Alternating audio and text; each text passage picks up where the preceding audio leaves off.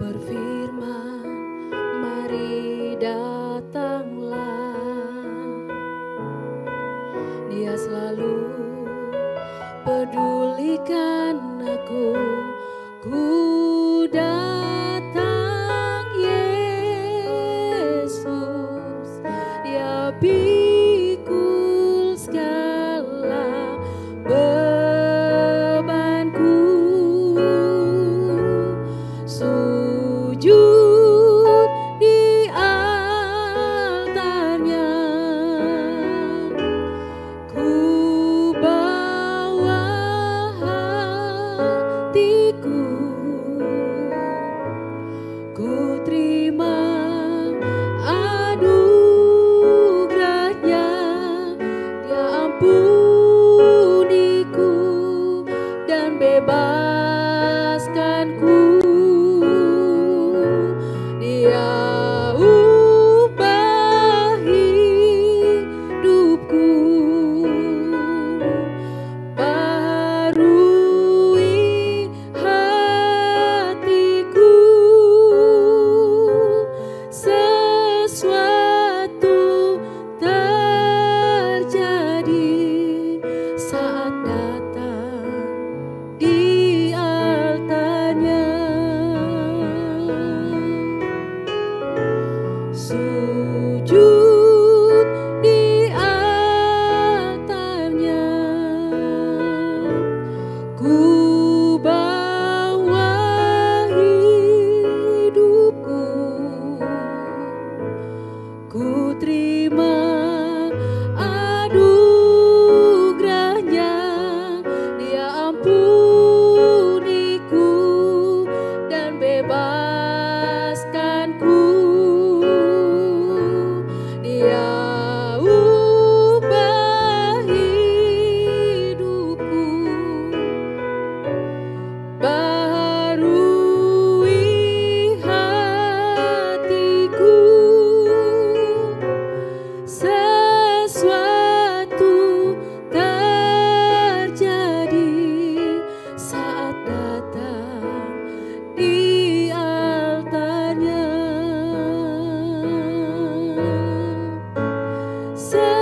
Sesuatu terjadi saat datang di altarnya.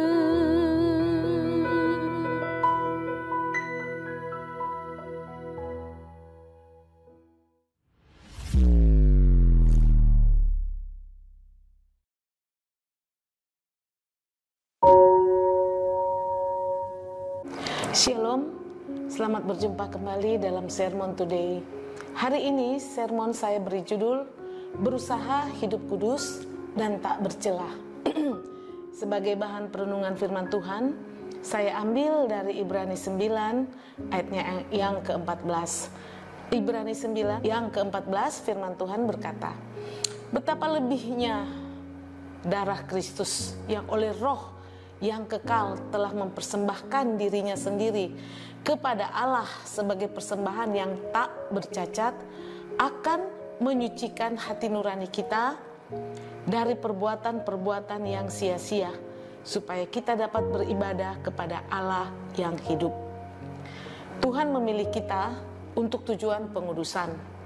Sering kita mendengar kata kudus, dan sebagai orang Kristen kita pun sadar bahwa kita disebut orang-orang kudus, bahwa kita mengakui bahwa hidup kita telah dikuduskan oleh darah Kristus. Tetapi dalam praktek kehidupan kita sehari-hari, kita sering tidak menjalani kehidupan yang kudus. Kita masih mengikuti keinginan daging kita, kita masih mengumbar nafsu duniawi kita. Kemana-mana kita memakai label Kristen, sementara perilaku kita tidak mencerminkan Kristus.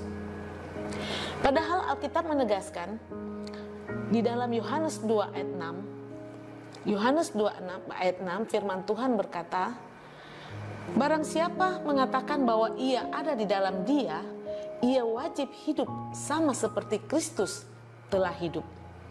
Seorang Kristen sudah seharusnya memiliki kehidupan yang senantiasa memancarkan karakter Kristus, sehingga orang lain melihat Kristus ada di dalam dia. Sebagai orang Kristen juga kita diharapkan untuk hidup kudus dan tidak lagi berkompromi dengan dunia ini. Ingat, ketika kita percaya kepada Yesus Kristus sebagai Tuhan dan Juru Selamat secara pribadi, saat itu kita dimateraikan oleh Roh Kudus. Kita bisa baca di dalam Efesus 1 ayatnya yang ketiga.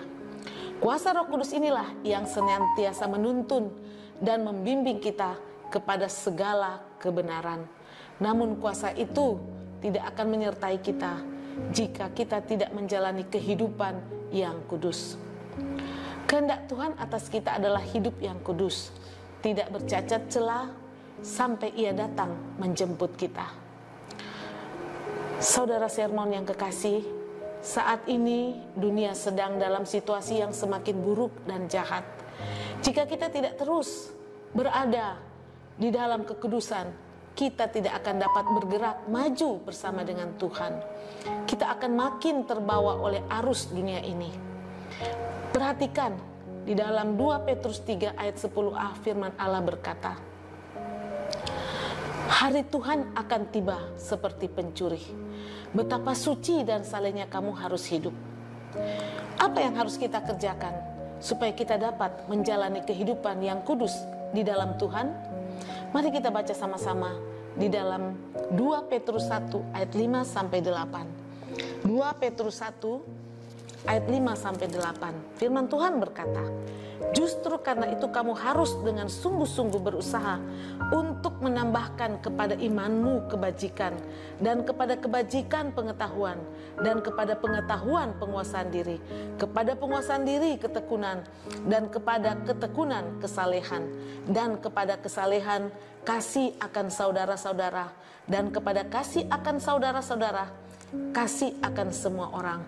Sebab apabila semua itu ada padamu dengan berlimpah-limpah, kamu akan dibuatnya menjadi giat dan berhasil dalam pengenalanmu akan Yesus Kristus, Tuhan kita.